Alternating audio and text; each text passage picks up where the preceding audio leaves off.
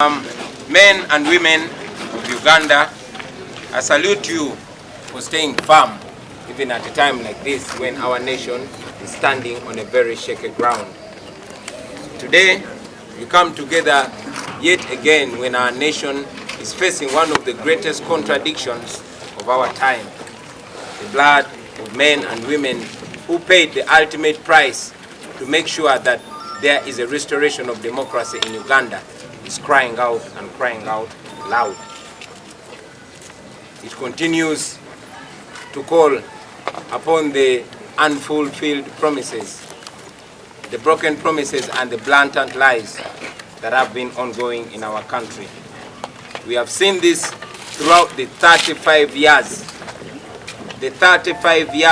of blood and tears under the repressive regime of blood and tears under President Museveni. When he moved to remove the age limit from the constitution and crown himself president for life, it began as a joke. In fact, he initially dismissed it. He denied it in the beginning, but it took only a few weeks before the parliament was raided, members of parliament were bribed, and some of our people were killed fighting for the survival of the remaining of our constitutional order. Many of the Ugandans, you and I, thought that this was the worst we had seen. Nobody believed that there was any worse anybody would do to stay in power. But now, we all see that a dictator will go to any height and any depth to keep in power. Museveni is determined to keep in power at any cost.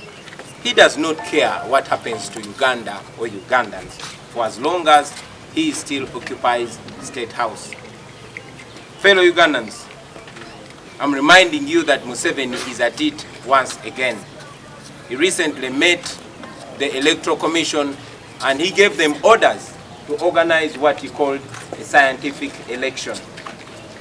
Using the coronavirus as an excuse, he is banning public rallies and other aspects of a normal election as we all know them. I want to tell you that no Ugandan should be fooled into believing that Museveni is doing this for the safety of Ugandans. Because as we speak right now, most urban places are filled with people. No social distancing, no nothing. And if you want to prove the words I'm saying, you go to Chikubo, go to Natete, or go to any urban center that you can reach fast. We have seen normal elections going on, ladies and gentlemen. We've seen them in Malawi, we've seen them in Burundi, and as we speak right now, in America, a place that is much more affected by the COVID-19 pandemic is having elections this year in 2020, and they're having normal elections. In fact, yesterday, the US president was holding a public rally.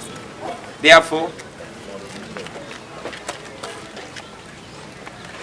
we should not be fooled, and Ugandans should not be taken for fools. As you all recall, ladies and gentlemen, there was no coronavirus when our consultation meetings were stopped.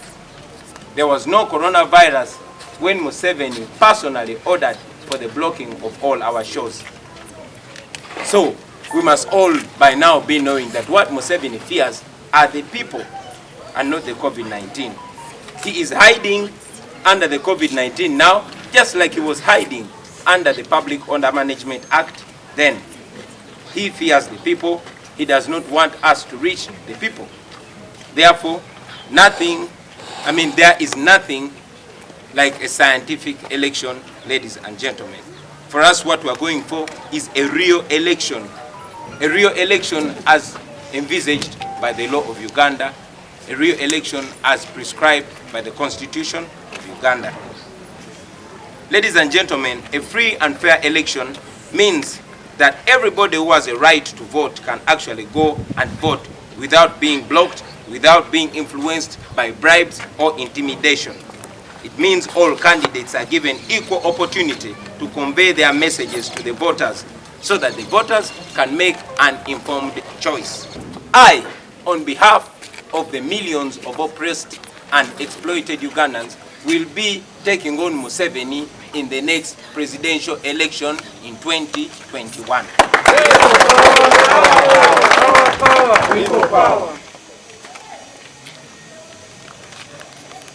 Let me also use this opportunity, ladies and gentlemen, to put President Museveni on notice.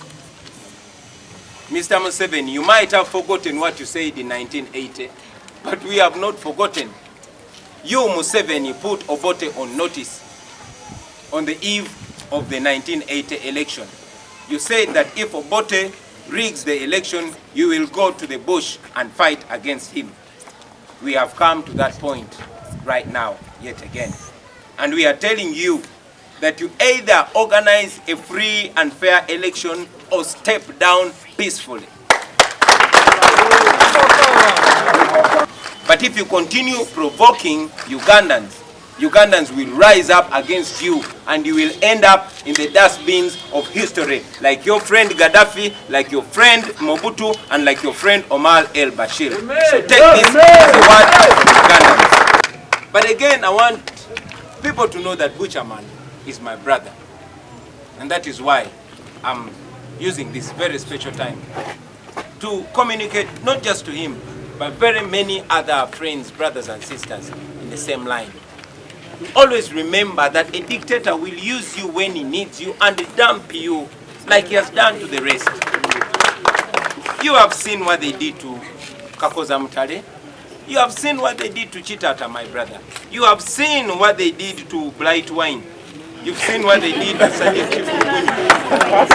Okay? You have seen what they did to Kaihura. And painfully, you saw how General Kasirye Gwanga ended. So my brother, wake up.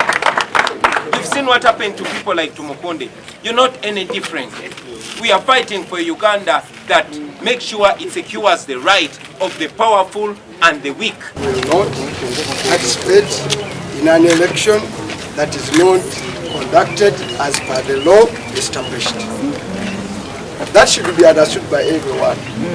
And we call on all forces of change in this country. If there is nothing that can unite us, the quality of our democracy is a unifier. We all have interest in a free and fair election. Therefore, whether you are DP or FDC or CP or JEMA or any other party, at least we must draw a mark, a line in the sand and say never again to go for an election which is a ritual. I think people power and the younger people in this country, we must, as the president has said, we must speak very categorical and clear that we will never accept another president who comes to power, one, by killing us, two, by rigging an election. If they can allow buses to transport people, passengers, for 40 passengers in a bus for 11 hours going to Kisoro or Arua, why can't they allow Sunday services that are conducted in 1 hour? Moscow's on Friday, our maximum is 30 what? Minutes. There is no any justification, but the justification is Museveni's what? Justification. It's Museveni who is behind hoodwinking Ugandans that we are fighting COVID, yet it is a political what? Move. We cannot allow, and I'm calling upon our religious leaders, the Interreligious Council. You were so silent. Please wake up. We cannot continue seeing our churches and mosques locked day and night for the next 4 months, and then we just keep quiet. When you go to Chikubo, when you go to Owino, when you go to Parliament, when you go everywhere, what is really that behind locking our houses of what? Worship. I believe that the houses of worship can observe the guidelines more effectively than any other person. I know on Sunday we have church service, we have Sunday services. Most of the churches have two services. They can even say we are going to have 4 what? Services. Each services that we are supposed to attend maybe 200 what? People. And on Friday, the mosques can also accommodate that if the mosque is full, as per the guidelines, then outside there, they are ready to pray from anywhere else altogether. Yes. Therefore, on behalf of people power, and as the parliamentary imam, we are urging President Museveni to open up our houses of worship today, not even tomorrow, immediately. Secondly, there is no justification for continuing, really denying our brothers, the border riders. We know that the most important luggage for the borders are the passengers. If you can allow a bus to carry 40 passengers for 11 hours, why don't you allow a border to carry one passenger for 20 minutes for 1 hour? What's the justification? So on behalf of people power, we are saying border must carry what? Passengers. Because we know we have 1 million borders, 1 million people who are in the border industry. And behind them, they have 9 million to look after. So you cannot deny border access to their basic needs from March up to date. What is the government doing about borders?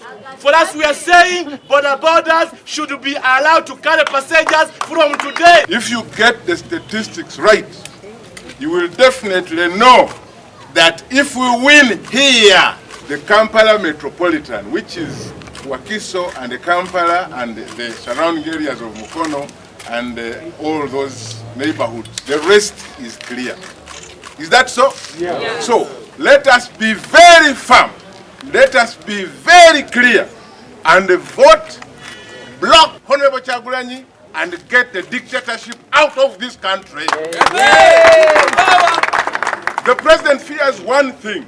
When Honorable Chagulanyi is in Kajansi, the president is in Makinde Sabagabo, and there is nobody on Israel, and everybody goes to Kajansi. That is exactly what we fear. And we must be ready. We must not accept the scientific what? Echimala chikolachi. Echimala chikolachi. No going back. No. Emakere twagambanga nti we either win or they lose. This time we say we either win or he loses. We've suffered toiling for our children to ensure they get a better future. We've educated our children through thick and thin. You all know how expensive education in Uganda is. Unfortunately, NRM has shown us that they don't have a solution to the unemployment problem in the country. Our children have suffered through the informal sector to sustain themselves. Unfortunately, NRM is locking up everywhere. The taxes are too much for them to sustain themselves. The taxes, rather. I want to call upon the women that your children have risen up to fight against Yoweri Kaguta Museveni because they have seen that Uganda is not a good place for them. For us, the mothers, we are still down there sleeping in support of the same man that has denied our children a better living. I want to appeal to you ladies, please, let's rise up against this regime. Let's stop fighting the regime that has shown that does not have interest for our children. They don't have interest for the better future. They are here for themselves and them alone. I am here to tell you that the Uganda that President Museveni needs is a Uganda for him and him alone and his family. That's why many of us that supported him came to a time and said enough is enough and left the government. Our children are dying out there. The people, they are killing their children in demonstrations. Our children are demonstrating because they are saying enough is enough. And they kill them. Day one, day two, our children are being killed. And we are sitting back. Ladies, where are we? Where are we in this struggle? Can we get up and say enough is enough, please?